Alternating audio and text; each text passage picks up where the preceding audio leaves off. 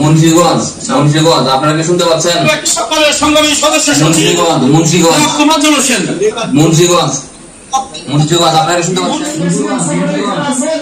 সকলে বসুন। ধন্যবাদ সকলকে। নেতৃবৃন্দ, আশা করি আপনারা সকলে ভালো আছেন।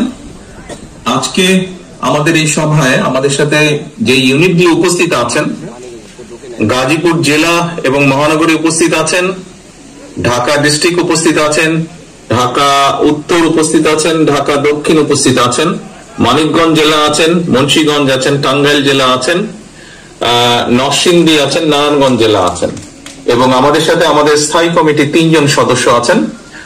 মঈন খান সাহেব আছেন, গয়েশ দাদা আছেন এবং মির্জা আব্বাস সাহেব আছেন। নির্যাতিত নেতাকর্মীর রক্তের সাথে বেইমানি করা হবে, আপনি ধরে নিতে পারেন।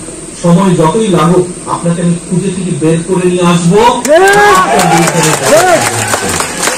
চিন্তা করেন না যে আপনি পার পেয়ে যাবেন, আপনাকে আমি ঠিকই বের করে নিয়ে আসবো।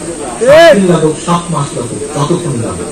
কাজে সকলে যারা আছেন তাদের যারা সত্যিকার শহীদ জিয়া খালেদা জিয়ার সৈনিক, আপনাদেরকে বলছি দয়া করে এদের বিরুদ্ধে কঠোর ভূমিকা গ্রহণ করবে। সহকর্মীবৃন্দ, একটু পরে মাগরিবের আযান দিবে, আমি আমার বক্তব্য শেষ করে আনছি।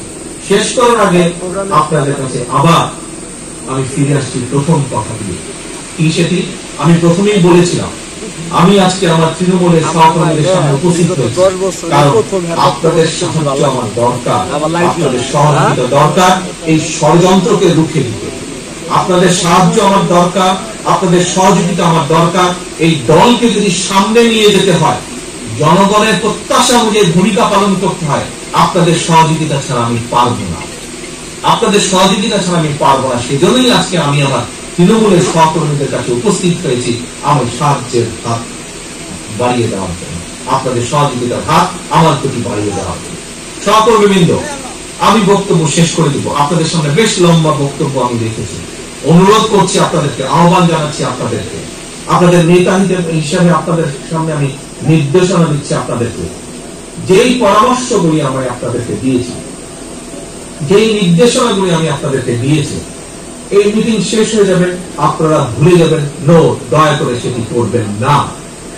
আপনারা এখানে উপস্থিত প্রত্যেকটি নেতা, আপনারা এখানে উপস্থিত প্রত্যেকটি সহকর্মী, আপনাদের অধীনস্থ আরো নেতা কর্মী সহকর্মী আছে।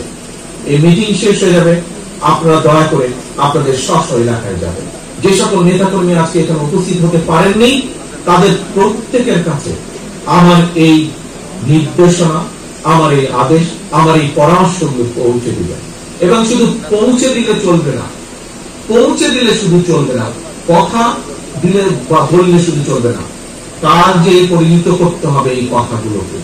যে নির্দেশনাগুলো দিয়েছি, যে পরামর্শগুলো দিয়েছি, দয়া করে এইগুলোকে বাস্তবায়নের জন্য পদক্ষেপ গ্রহণ করুন।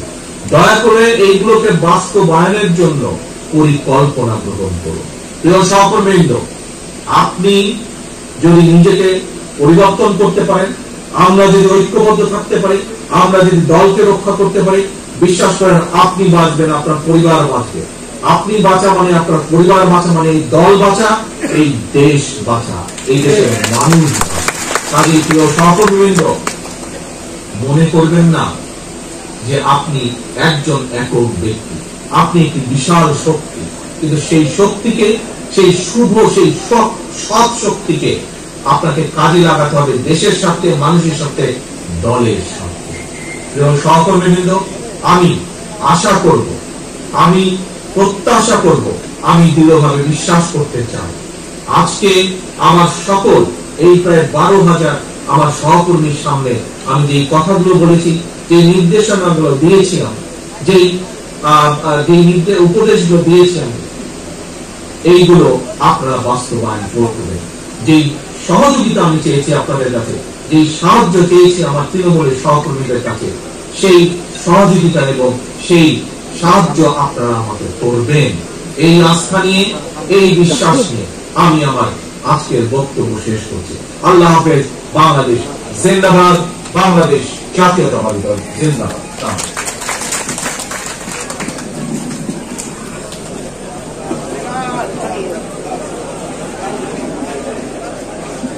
যারা যারা লিখে লিখে নিজের সম্পদের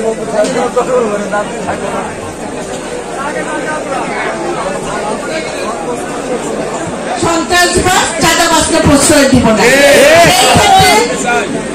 তৃণমূলের নেতা কর্মী যারা আছেন তারা যদি মনে করেন যে কোনো সিনিয়র নেতায় কাজ করছে, আপনারা কোনো ভয় পাবেন না।